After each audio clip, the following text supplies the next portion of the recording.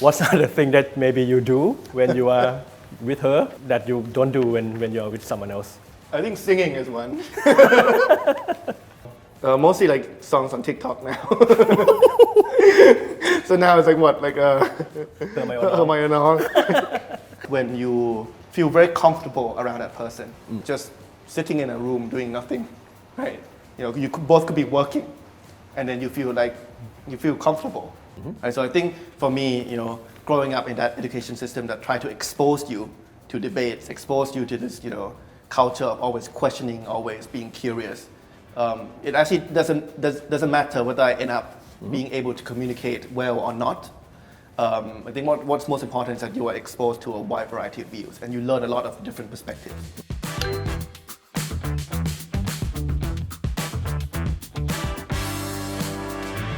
Relationships. Itim vanilla. Itim one. Your program is it vanilla or vanilla? It's actually a play on word, right? So vanilla. Itim is my name, and then vanilla. Yeah. When you say Itim vanilla, quickly it sounds like like vanilla ice cream. It was my girlfriend's idea, yes. How did you meet her and how did you จีบยังไง How did you end up being? I mean, I think it's like it's just a gradual getting to know process. I think nothing like there's no like deep single moment, anything spectacular. And I think it's just getting to know someone more, spending more time together, and then realizing that actually you want to spend more time together with that person. And I think for me there are always like certain triggers or signals which make you think like, okay, this is going well. The first one is when you feel very comfortable around that person, just sitting in a room doing nothing, right? You both could be working, and then you feel comfortable. The second signal is I think when you feel like you know that person for longer than you actually know that person. You mentioned that you are super comfortable being around her. I want to know like what's the thing that maybe you do when you are with her that you don't do when you are with someone else? I think singing is one. You are joining the correct party.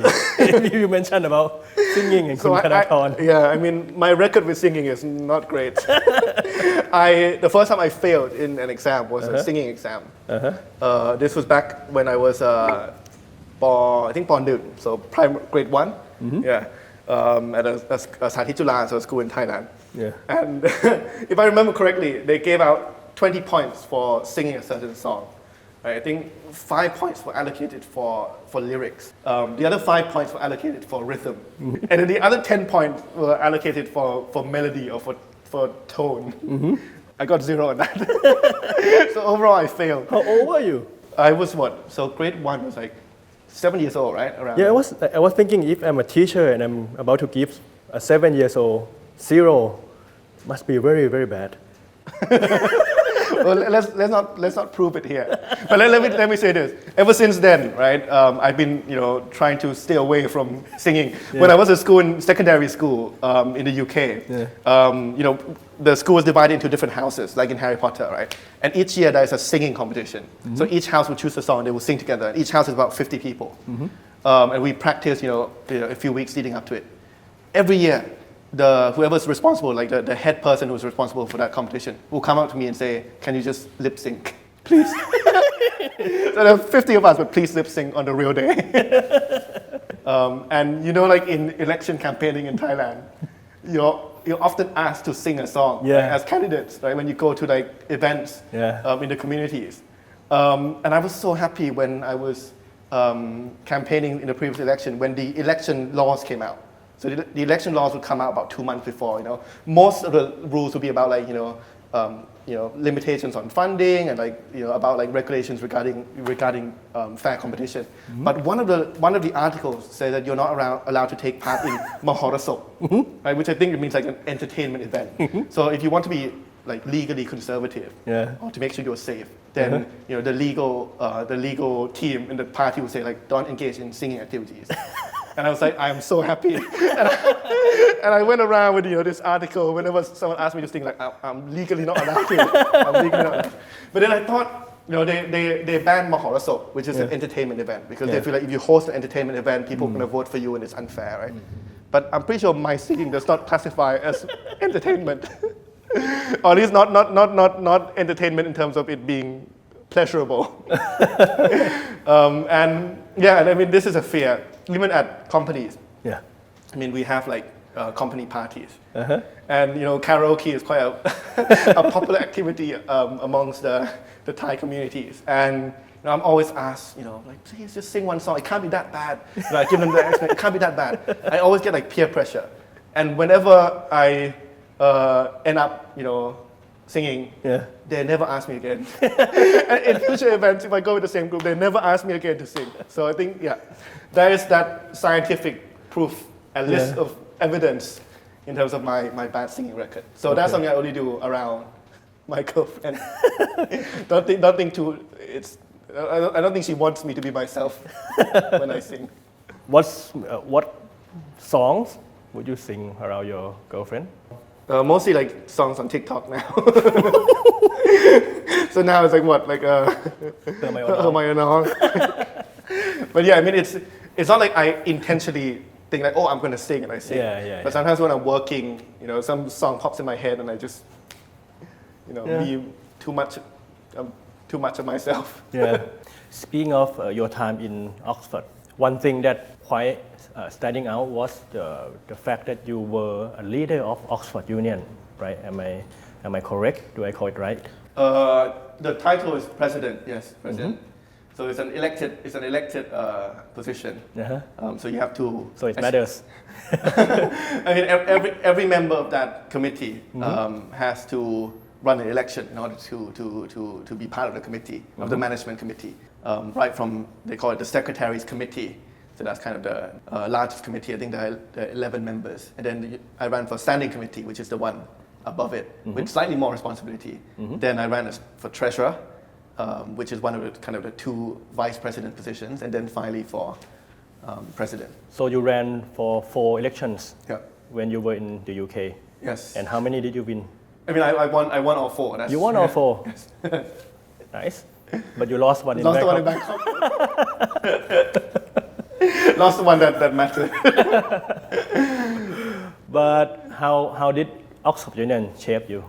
So I mean, just to explain what the Oxford Union is, right? So it's not a student union that I think people would be familiar with. So like องค์การนักศึกษา it used to be just a debating society that was founded about 200 years ago. But it expanded to become more of kind of a debating and speaker society. So it's responsible for inviting external speakers to come and debate alongside with students and to come and give talks and be questioned by students. Normally, the president of the committee would set the topic to be related to certain controversial contemporary issues. And I looked up, because I knew you were going to ask this, so I looked up the motions that when I was president we set. So there were 7 topics, right? And then there's one which is, this house is proud to be patriotic, because we know that this issue of patriotism, nationalism is, I mean, there's a fine line between being patriotic and being nationalist. And then like, how much should you give emphasis to, what nation you're from or what is your nationality? What would like รักชาติ in Thai terms translate? So the way I define it is I think patriotic is รักชาติ or maybe like ภูมิใจในชาติ but nationalist is like on the verge of like คลั่งชาติ right? So I think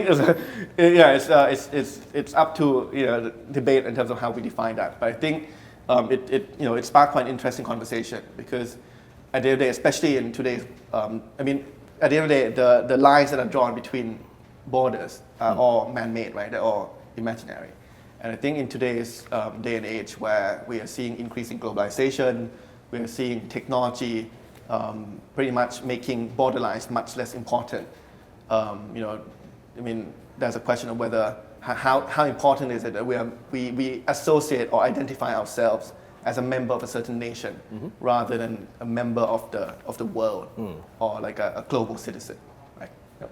I was impressed with Oxford because when I went there, I had lunch. I actually went there with Fuadi Pisawan. He took me there, and we had lunch there. And the room was so loud. I don't know, it was students and people who were there, nobody was looking at their phones. They were having like debates all the time. Yep. Was it something that you grew up with? I think so. Even at school, at my secondary school, we are trained to always question and be curious and always ask and try to get to the answer. And even if we get the answer, we may agree or disagree with that answer. It's okay, right? And the education system there promotes that. It promotes questioning. It promotes people kind of criticizing on others' ideas and debating constructively. And I think it's an important part of the learning process. So I hope one day that that culture of giving the freedom and the right to ask questions and have that debate, that dialogue also happens in our classrooms across the country. But the fact that you grew up in the room full of debates and you get all this environment all the time, and I didn't mean to mention anyone, but a lot of cynics might say that you guys like end up being like ดีแต่พูด because you พูดเก่งมาก like you are so excel in debating, but when it comes to practical world, just different thing. Firstly, we have to separate between how well you can communicate versus how much you try to absorb a wide variety of opinions. Right? So I think for me, growing up in that education system that tried to expose you to debates, expose you to this culture of always questioning, always being curious. It actually doesn't matter whether I end up being able to communicate well or not. I think what's most important is that you are exposed to a wide variety of views and you learn a lot of different perspectives. So when you look at a certain issue, you always try to understand and empathize all different viewpoints. Even if you have one certain viewpoint, you always try to understand how the people who may disagree with you think. Right? So I think you learn a lot from people who disagree with you, and you probably learn more from people who disagree with you than people who agree with you. But being good at communication or not, I think it's an important skill. But it's also separate from whether you can get things done or not. It's two independent variables. And I think at the end of the day, both communications and management, getting things done are both important skills that I think whether in politics or in any other profession, I as an individual try to always improve on both. Since I think this is the last question related to Oxford, but you probably answered this question like 100 times already, but in Thai language. Since we mentioned Oxford, the UK and Democrat Party, so what's the difference between you and Kun Apisit? I stick by the same answer, which is I think every person in this world is different to one another, right? So there are no two people who are identical on everything. I think for me, it's not my responsibility or even my place to evaluate what is the same between me and him or what is different. But now that I've entered politics, I think it's up to the people to evaluate for themselves what they see as similarities or what they see as differences.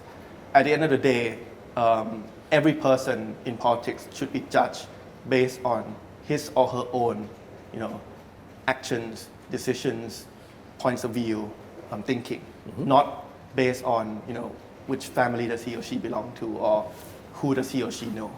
Right? And I think that's very important. And when I entered politics a few years ago for the first time, I remember there was one sentence that I said, some people will love me too soon and some people will hate me too soon. So that's why I think when I entered politics, there were some people who suddenly were very positive of me, right? And I did not deserve that positive praise because I haven't done anything yet. But I think they only praised me because they thought I was like him and maybe they admired him. And on the other hand, there were some people who also potentially disliked me from the beginning as well because of that factor. I mean, of course, there may be people who loved me at the time back then and still love me, and there may be people who have hated me consistently. That's okay. Thai politics. What should we have seen if you were elected 4 years ago? I think I'd be sitting here because, remember I ran for the Democrat Party. Yeah. And they ended up joining the government. So I think I'll be sitting exactly where I am today. you might resign. You mean? Yeah, I mean it's against what we had promised the electorate. So I was not elected MP, but I resigned from the party for two main reasons. Number one is, I mean, the party just went back on what it promised to the electorate, and me as a candidate, I went around campaigning, telling people, telling real people that if you vote for me, we will not support Prayut. And we, you know, I don't know if that person ended up voting for me or not, but we did not do that. So we pretty much just lied, right? I mean, I didn't know it at the time, but we pretty much lied to the electorate. So with the party not, you know, keeping the promise that it made to the electorate, then I think that's a big issue. That's a big problem. The second reason is that, I mean, even if we did not promise at the time to not support Prayut, I think the fact that the Democrat decided to join a coalition that's led by Wacharasindhu and that propped up General Prayut as Prime Minister, I think that goes against my core principles and ideologies, because it means that the Democrat Party approves of what has been happening in the past, in the lead up to that election, where you have the military regime that staged a coup, you know, pretty much writing their own constitution and the laws to be at their advantage and not, you know, not ensuring that there is free and fair competition or free and fair set of rules in the constitution.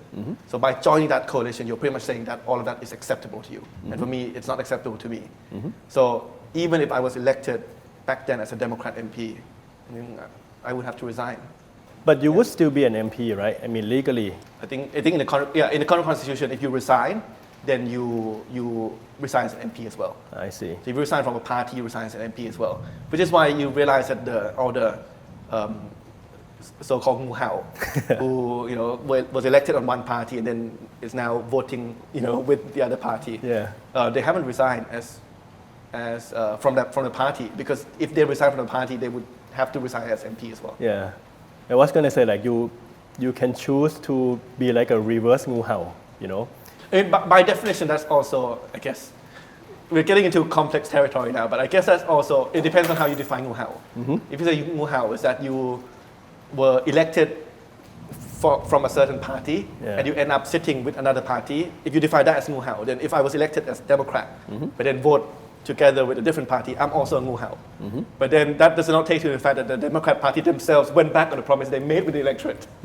So it's like double, depends how you define it. It gets complex now, but at the end of the day, I think my stance is clear. Yeah, so if you ask me where I would be, I think I would be sitting exactly in the same place here. Thank you very much. It wasn't that odd or awkward, right? I mean, an hour in English talking to each other. No, I think it's good practice for. I mean, I hope it's beneficial for everyone. Because I mean, if you want to improve your English, I think we need to create an environment where people are comfortable with speaking in English without being too worried whether they will get it right or wrong. I mean, I'm pretty sure in that 1 hour, I probably got some sentences that are grammatically incorrect. But at least I hope I was able to communicate and get my message across. And that's important, right? I mean, your grammar doesn't have to be perfect. Your accent doesn't have to be the same as, you know, a person from a certain country.